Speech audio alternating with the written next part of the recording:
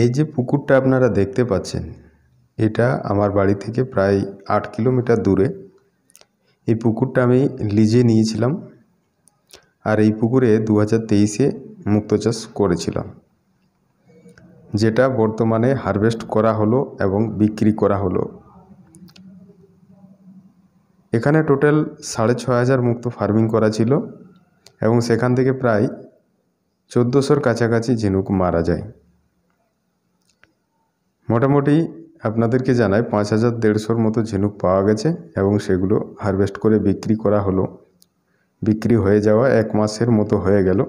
আবার নতুন করে এই পুকুরে ফার্মিং করব আশা করছি, কারণ এই বছর এই পুকুরটা লিজে দেবে কি না জানি না, কারণ মুক্ত চাষে এবং মাছ চাষে একটু ভালো ধরনের প্রফিট হয়েছে, তো সেই খবরটা সে পেয়েছে, যার কারণবশত আবার নতুন করে দেবে কি না জানি না, এটা নিয়ে কথাবার্তা চলছে।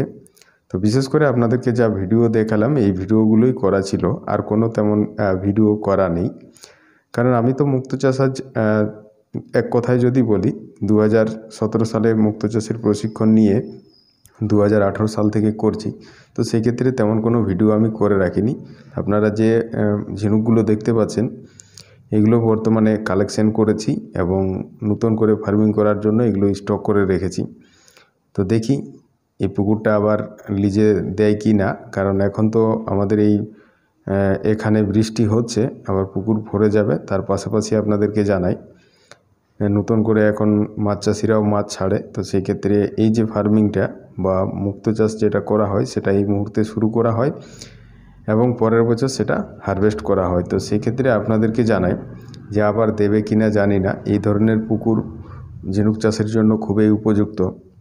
এখন আপনাদের মনে একটা প্রশ্ন হতে পারে, যেহেতু এই পুকুরে চাষ করেছিলেন এবং বিশেষ করে 6,500 ঝিনুক ফার্মিং করায় আপনার 5,150 মতো ঝিনুক পাওয়া গেছে, তো আপনাদেরকে জানাই যেখানে অনেকগুলো ঝিনুক থাকবে না, তো ধরে নাও অনেকগুলো ঝিনুক কালেকশন করা হয়েছে, 6,500 ঝিনুক, এটা অনেক সংখ্যায়। তো এখানে যাদের শারীরিকভাবে অসুস্থ থাকে সেই ঝিনুকগুলোই কেবলমাত্র মারা যায়, বাকি কোনো ঝিনুক এমনিতে মারা যাবে না। কারণ আমাদের এখানে যে সকল ঝিনুক পাওয়া যায় সেগুলো খুব স্বাস্থ্যবান হয়। আপনারা দেখেও বুঝতে পারছেন ঝিনুকগুলো যে খুব স্বাস্থ্য ভালো এবং এদের কোয়ালিটিও ভালো। তো এগুলো অলরেডি আর কি কোনো সমস্যা ছাড়াই এমনিতে মারা যায় না। যাদের শরীরে কোনো রকম অসুবিধা আছে তার উপর এদের উপর যেহেতু সার্জারি করে দেওয়া হবে, তো সার্জারি করার কারণবশত এগুলো যাদের শরীর আর কি অসুস্থ আছে সেগুলোই মারা যাবে, বাকি কোনো ঝিনুক মারা যাবে না। তো সেই কারণবশত আপনাদেরকে জানাই আমার এখানে ঝিনুক মারা যায়, না হলে ঝিনুক মারা যাওয়ার তেমন একটা চান্স থাকে না। বিশেষ করে টাইম মতো খাবার, টাইম মতো জলটা একটু টেস্ট করে দেখলেই ঝিনুকে আর তেমন কোনো সমস্যা আসে না। তো সেই কারণবশত তবুও একটা বোঝা যায় যে শতকরা 10% মারা যাবে, এটা একটা ধরে রাখতে হয়। তো আপনারা এখানে দেখতেই পাচ্ছেন যে 6,500-এ প্রায় আপনাদেরকে জানাই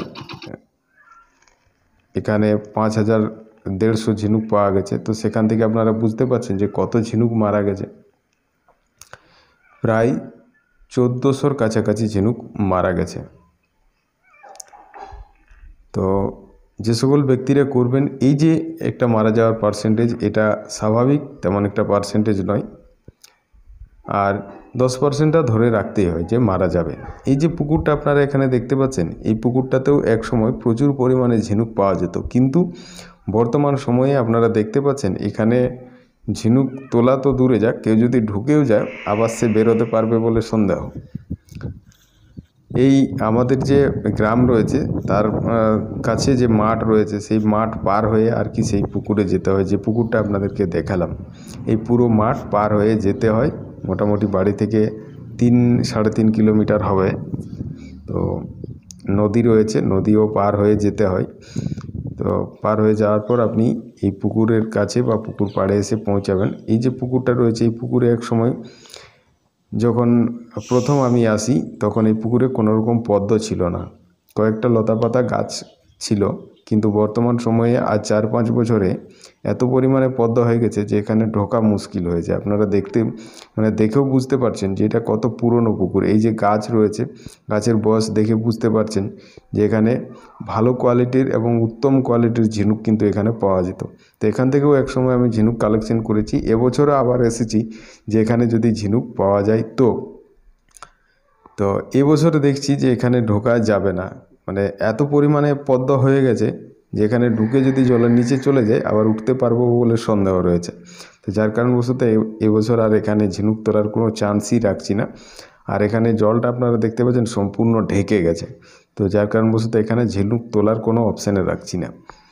তো যাই হোক, আপনারা আশা করি দেখতে পেলেন যে 2023-এ আমি কি ধরনের মুক্তো চাষ করেছিলাম। আপনারাও চাইলে পুকুরে করতে পারেন যেরকমভাবে আমি করে থাকি। আরও বিভিন্ন রকম অপশানও রয়েছে, যারা অল্প জায়গায় করতে চায় তারা অল্প করে প্লাস্টিকের চৌবাচ্চা করে বা সিমেন্টের ট্যাঙ্ক করে করতে পারে।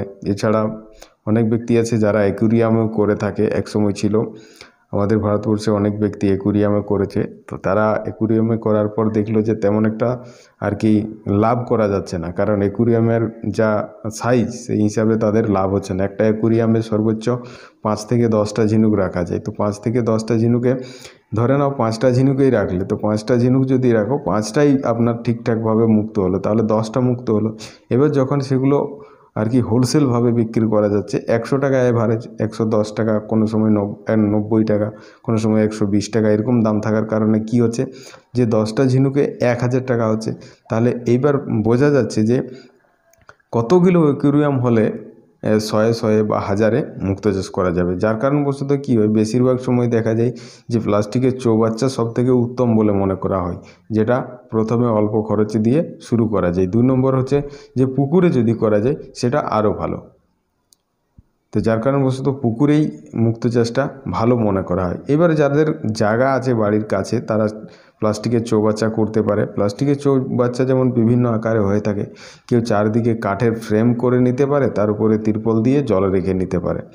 2 নম্বর হচ্ছে কেউ লোহার ফ্রেম বানিয়ে নিতে পারে, যেভাবে খাট বানানো হয় ঠিক সেইভাবে ফ্রেম বানিয়ে তার উপরে জল রেখে সে করতে পারে। কেউ আবার মাটি খুঁড়েও প্লাস্টিক বিছিয়ে তার মধ্যে জল রেখে ফার্মিং করতে পারে। ফার্মিং করার অনেক রকম সিস্টেম রয়েছে, যে যেরকম খুশি করতে পারে। তো যাই হোক বন্ধুরা, আশা করি আপনারা বিষয়টা বুঝতে পেরেছেন। আজকে আমি এখানে এসেছিলাম, তো যার কারণবশত বারবার ভিডিওটা দেখাচ্ছি যে এই পুকুরে ঝিনুক তোলার জন্য এসেছিলাম আর এখানে ঝিনুক পাওয়া গেল না। তো যাই হোক, সেটার জন্য কোনো চাপ নেই। আমাদের এলাকায় কোথাও না কোথাও আবার আমি বিভিন্ন পুকুরে যাব এবং সেখান থেকে কালেকশন করে নেব। তো বিষয় হচ্ছে যে আপনারা আশা করি যে 2023-এ যেরকম মুক্তো চাষ করেছিলাম সেটা আপনারা দেখেছেন। এইবার 2024-এ যেটা করব সেটার ভিডিও আপনাদেরকে আগামী দিনে নিয়ে আসব এবং আগামী দিনে আপনাদেরকে দেখাবো যে 2024-এ কীভাবে করা হচ্ছে এবং 2025-এ আপনাদেরকে কিভাবে সেল করব বা আরও বিষয় সম্পর্কে জানাবো।